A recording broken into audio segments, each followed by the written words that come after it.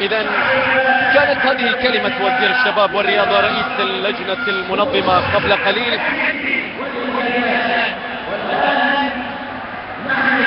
في افتتاح بطولة كأس خليج 20 والذي يقام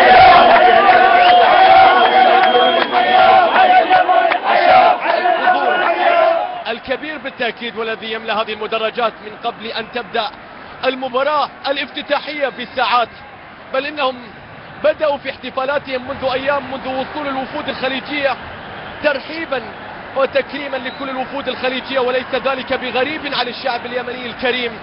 بالتأكيد بلد الحضارات وبلد التاريخ وبلد الأمجاد، من حضارة سبأ إلى مملكة معين إلى حضارة حضرموت إلى مملكة حمير إلى مملكة أوسان، بلاد العرب السعيد سابقا، اليمن السعيد.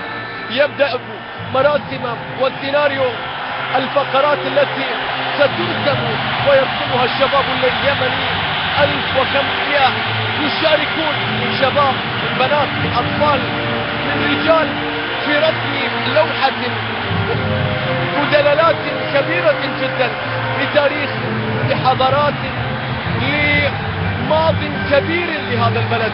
بالتأكيد عرس خليجي. قبل أيام كنا نحتفل بأيام عيد الأضحى المبارك، واليوم تتواصل أعيادنا في هذا العيد الكروي الخليجي. وهنا بالتأكيد لقطة من لقطات لوحات حفل الافتتاح التي ستعبر عن الماضي، عن فترة الاستعمار.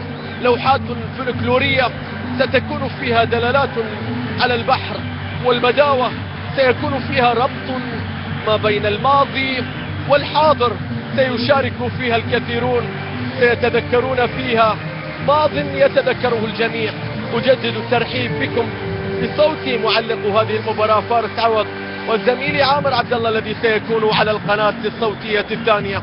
مشاهدينا، أبو ظبي الرياضية حرصت على أن تقدم نقلا مميزا لهذه البطولة، وستكون معكم بإذن الله على مدار هذه البطولة من معلقين، من محللين، من استوديوهات، من برامج من قلب الحدث. هي الناقل الرسمي لبطولة كأس الخليج في نسختها 20.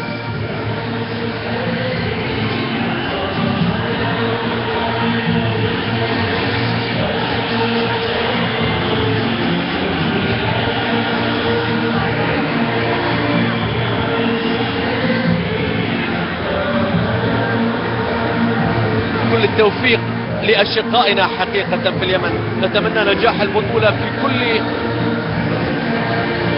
ما يقدمه اليمنيون من تنظيم ومن جهد ومن بذل لمحاولة إسعاد كل الوفود الخليجية القادمة والحاضرة والمتواجدة بالتأكيد، سواء هنا في عدن أو في المكان الآخر الذي ستقام فيه البطولة هذه في أبيان.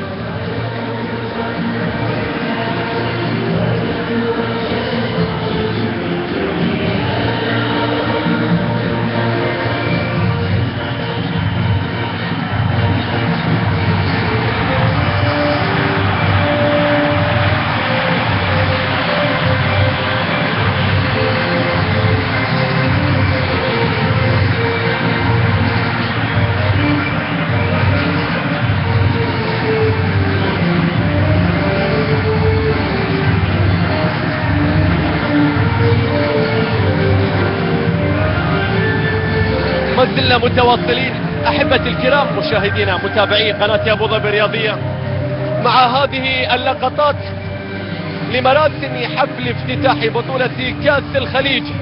نشاهد بالتأكيد الأزياء، نشاهد النساء، نشاهد الخيالة، نشاهد التراث، الإرث، نشاهد الزي اليمني، نشاهد الابتسامة التي نشاهدها في وجه كل يمني بالتأكيد، نشاهد طيبة القلب، نشاهد المحبون المرحبون، نشاهد الكل القادم من بلد 20 مليون، من بلد 20 محافظة في خليج 20، من صنعاء، من مأرب، من شبوة، من حضرموت، من الجوف، من البيضاء، من لحج، من تعز، من دمار، من صعدة، من الحديدة. هنا فخامة الرئيس اليمني علي عبد الله الصالح لا شك بأنه أسعد اليمنيين بإقامة هذه البطولة وأسعد اليمنيين ببداية هذه البطولة بالتأكيد. الاهتمام كما شاهدناه في الأيام الماضية لا ينصب فقط على لجنة منظمة، بل إنه اهتمام دولة بأكملها في عرس خليجي، في عرس كروي، في أجواء رائعة جدا. بطولة ارتبطت بنا وارتبطنا بها، بطولة أحببناها وأصبحنا لا نقوى على فراقها، بطولة ننتظرها في كل فترة وفي كل عامين لكي يلتم فيها الخليجيون في رياضة تنافسية شريفة ما بينهم. بالتأكيد نشاهد الأطفال، هذا الطفل الصغير الذي سيذكر يوما من الأيام بأنه شارك من ضمن 1500 وهو الآن يجيد الكنترول والمهارة الفردية العالية، ما شاء الله عليه، الله يحفظه إن شاء الله. قد يكون أحد الأسماء القادمة في صفوف المنتخب اليمني في الفترة التي تبحث فيها الكرة اليمنية عن التطور. كنترول، وكأن ميسي صغير، ميسي يمني صغير جدا.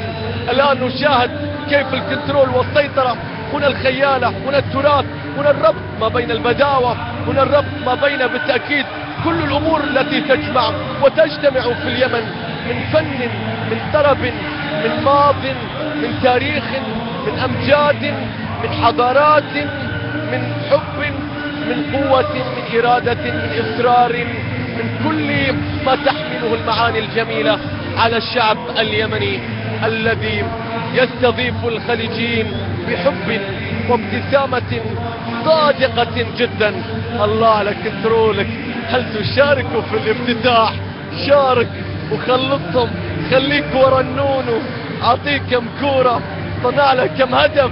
وشاهد هذا اللاعب الصغير مثل اليمن القادم بالقدم اليسرى، ما شاء الله عليك، ما شاء الله عليك، من المواهب، وهي بلد فيها الكثير من المواهب والكثير من الأدباء والكثير من المفكرين والعلماء والكثير من المواهب في كل المجالات.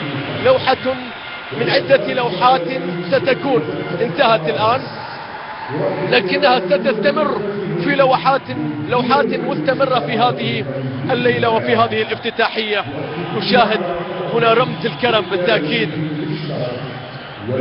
والضيافة لبلد اشتهر بالكرم والضيافة، ونشاهد الكاميرات والفلاشات والتصوير للقطة ستكون من ذكريات الزمن القادم.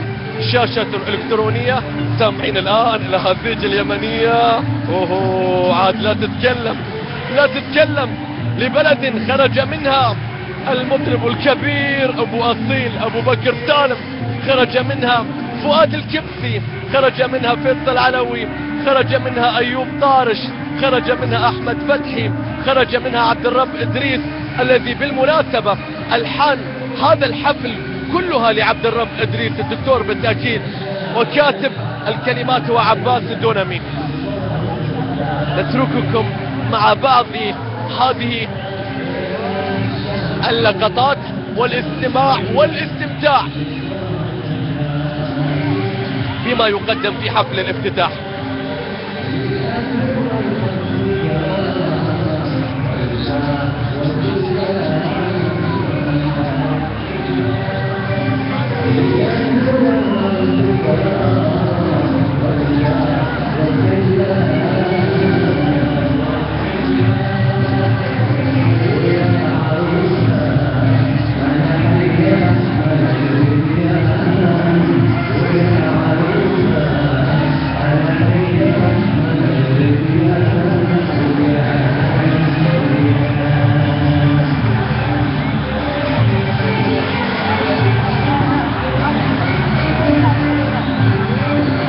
واضح هنا فخامة الرئيس اليمني علي عبد الله الصالح، وايضا الشيخ احمد الفهد رئيس اللجنة الاولمبية، وحضور ايضا معالي عبد الرحمن العويس وزير الثقافة والشباب من الامارات، وايضا سعادة محمد خلفان الرميسي وسعادة عبد الله مطر المزروعي سفير الامارات ايضا ممن يتواجدون من ضمن حضور هذا الافتتاح.